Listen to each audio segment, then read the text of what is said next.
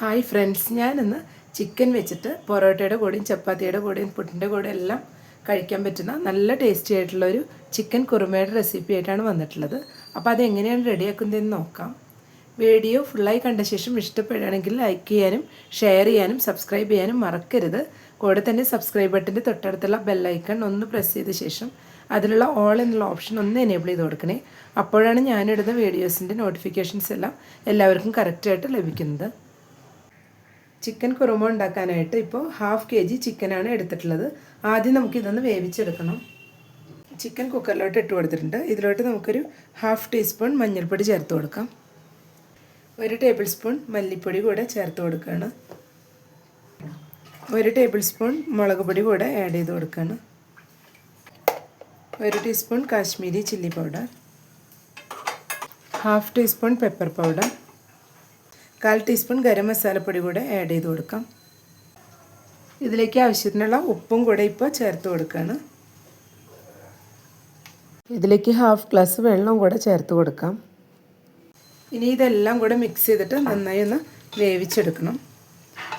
ഒരു 2 വിസിൽ വരുത്തി എയർ പോയ ശേഷം തുറന്ന് നോക്കിയാൽ മതിയാവും. അപ്പോഴേക്കും ചിക്കനെല്ലാം നന്നായി തന്നെ വെന്ത് വന്നിട്ടുണ്ടാവും. ചിക്കൻ കുറുമയിലേക്കുള്ള തേങ്ങയൊന്ന് അരച്ചെടുക്കണം. ഇതിനായിട്ട് ഇവിടെ 1 കപ്പ് തേങ്ങയാണ് എടുത്തിട്ടുള്ളത്. ഇതിലോട്ട് നമുക്ക് പെരിഞ്ജീരകം കൂടെ ഒന്ന് ആഡ് ചെയ്ത് കൊടുക്കാം. 1 ടീസ്പൂൺ പെരിഞ്ജീരകമാണ് ചേർത്ത് കൊടുത്തിട്ടുള്ളത്. ഇതെല്ലാം കൂടെ കുറച്ച് വെള്ളം ചേർത്ത് നന്നായി ഒന്ന് അരച്ചെടുക്കാം. ഇനി ഇതിലേക്കുള്ള സവാള ഒന്ന് വഴറ്റിയെടുക്കണം. അതിനായിട്ട് ഇപ്പോൾ ഒരു പാൻ വെച്ച് 2 ടേബിൾ സ്പൂൺ വെളിച്ചെണ്ണ ഒഴിച്ച് കൊടുത്തിട്ടുണ്ട്. അതിലോട്ട് നമുക്ക് സവാള ഇട്ട് കൊടുക്കാം. 2 സവാള സ്ലൈസ് ചെയ്ത് വെച്ചതാണ് ചേർത്ത് കൊടുക്കുന്നത്.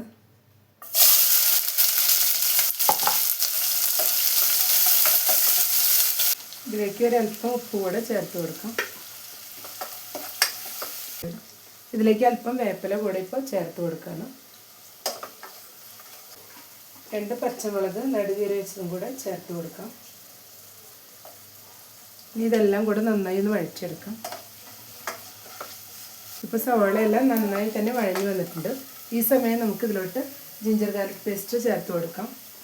1/2 ടീസ്പൂൺ ജിഞ്ചർ ഗാർലിക് പേസ്റ്റാണ് ചേർത്ത് കൊടുത്തിട്ടുള്ളത്. ഇനി ഇതും കൂടി ഒന്ന് റോസ് സ്മെല്ല് മാറുന്നവരെ ഒന്ന് വഴറ്റി കൊടുക്കാം.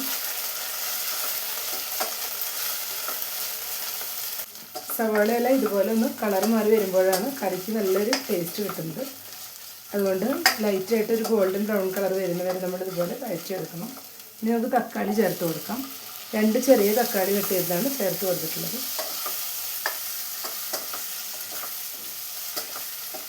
ഇനി ഇതും കൂടെ നന്നായി ഒന്ന് വഴറ്റിയെടുക്കണം. ഇപ്പോൾ തക്കാളിയെല്ലാം നന്നായി തന്നെ വഴറ്റിയെടുത്തിട്ടുണ്ട്. ഇതിലോട്ട് നമുക്ക് വേവിച്ച് വെച്ച് ചിക്കനും കൂടെ ചേർത്ത് കൊടുക്കാം. ചിക്കൻ ഇട്ട് കൊടുക്കാം. ഇനി നമുക്ക് ഇതിലോട്ട് അരച്ച് വെച്ചിട്ടുള്ള തേങ്ങയും കൂടെ ഒന്ന് ചേർത്ത് കൊടുക്കാം.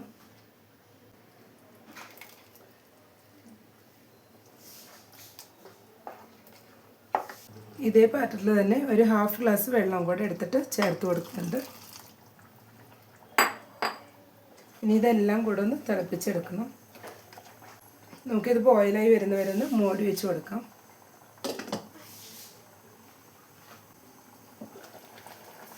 ഇപ്പോൾ എല്ലാം കൂടെ തിളച്ച് സെറ്റായി വന്നിട്ടുണ്ട്.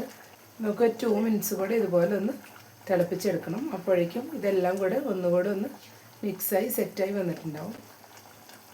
ഇപ്പോൾ ഒരു 2 മിനിറ്റ് കൂടെ ആയിട്ടുണ്ട്. മീഡിയം ഫ്ലെയിമിൽ വെച്ചിട്ടാണ് മൂടി വെച്ച് കൊടുത്തിരുന്നത്. ഇപ്പോൾ കറി ഇവിടെ റെഡി ആയി വന്നിട്ടുണ്ട്. ഇനി നമുക്കിതൊന്ന് താളിച്ചെടുക്കാം. താളിക്കാനായിട്ട് ഇപ്പോൾ ഒരു പാൻ വെച്ചിട്ട് 1.5 ടേബിൾ സ്പൂൺ വെളിച്ചെണ്ണ ഒഴിച്ച് കൊടുത്തിട്ടുണ്ട്. അതിലേക്ക് 1/2 ടേബിൾ സ്പൂൺ കടുക് ഇട്ട് കൊടുക്കുകയാണ്. കടുക് പൊട്ടി വന്നിട്ടുണ്ട്. ഒരു 5 ചുവന്നുള്ളി ചെറുതാക്കി കട്ട് ചെയ്ത് വെച്ചതും കൂടെ ഇതിൽ ചേർത്ത് കൊടുക്കാം.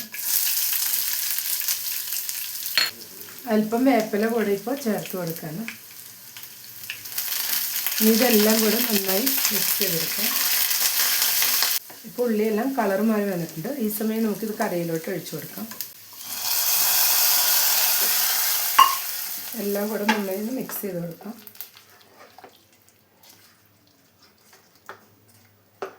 അപ്പോൾ കറി ഇവിടെ റെഡിയായി വന്നിട്ടുണ്ട്. ചിക്കൻ കുറുമ ഇപ്പോൾ റെഡി ആയിട്ട് ഒരു ബൗളിലോട്ട് മാറ്റിയിട്ടുണ്ട്. അപ്പോൾ എല്ലാവരും ഈ രീതിയിലൊന്ന് ട്രൈ ചെയ്ത് നോക്കണം. ഇഷ്ടപ്പെട്ടെങ്കിൽ ലൈക്ക് ചെയ്യാനും ഷെയർ ചെയ്യാനും സബ്സ്ക്രൈബ് ചെയ്യാനും മറക്കരുത്. താങ്ക്